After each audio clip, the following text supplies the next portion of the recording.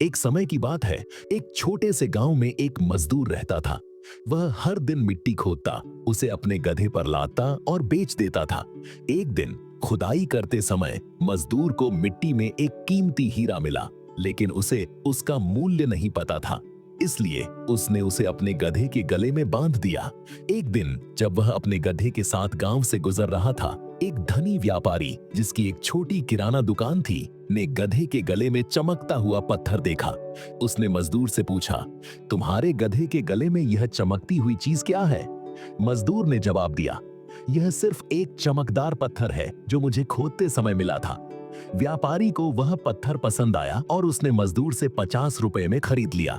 व्यापारी ने फिर उस पत्थर को अपनी दुकान के तराजू पर लटका दिया और दुकान पर आने वाला हर कोई उस खूबसूरत पत्थर की प्रशंसा करता था। एक दिन एक जौहरी व्यापारी की दुकान पर आया। जब उसने तराजू पर लटका हुआ पत्थर देखा तो उसे एहसास हुआ कि यह एक अनमोल हीरा है। उसने व्यापारी से पूछा, यह क्या है और यह यहाँ क्यों लटका हुआ है?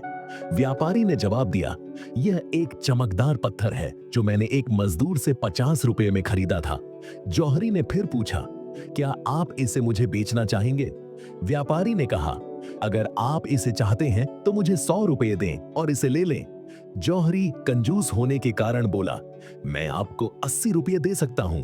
अगर आप सहमत हैं तो मैं इसे ले लूंगा, अन्यथा मैं चला जाऊंगा। लेकिन व्यापारी 100 रुपए पर अड़ा रहा और जौहरी यह सोचकर चला गया कि वह अगले दिन वापस आकर इसे 90 रुपए में खरीदेगा। उसी शाम एक और जौहरी गांव से गुजरा। उसकी कार खराब हो गई थी, इसलिए वह व्यापारी की दुकान पर रुका। जब उसने तराजू पर लटका हुआ हीरा देखा तो उसने तुरंत 100 रुपए की पेशकश की और बिना किसी हिचकिचाहट के हीरा खरीद लिया। अगले दिन पहला जौहरी वापस आया और देखा कि हीरा गायब था। उसने व्यापारी से पूछा कि वह कहां गया। व्यापारी ने जवाब दिया, आपके जाने के बाद एक और सज्जन आए और इसे 100 रुपए में खरीद लिया।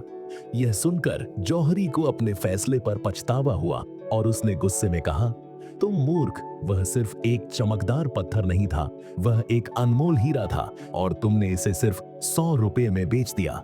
व्यापारी हंसा और जवाब दिया, सर, मुझे नहीं पता था कि यह एक अनमोल हीरा था, लेकिन आपको पता था, फिर भी आपने 20 रुपए पर बहस की। तो असली मूर्ख आप हैं जिसने सिर्फ 20 रुपए के लिए एक कीमती हीरा खो दिया। दोस्तों, यह कहानी हमें 3 महत्वपूर्ण सबक सिखाती है। ए, केवल वहीं कंजूस बने जहां इसकी आवश्यकता हो।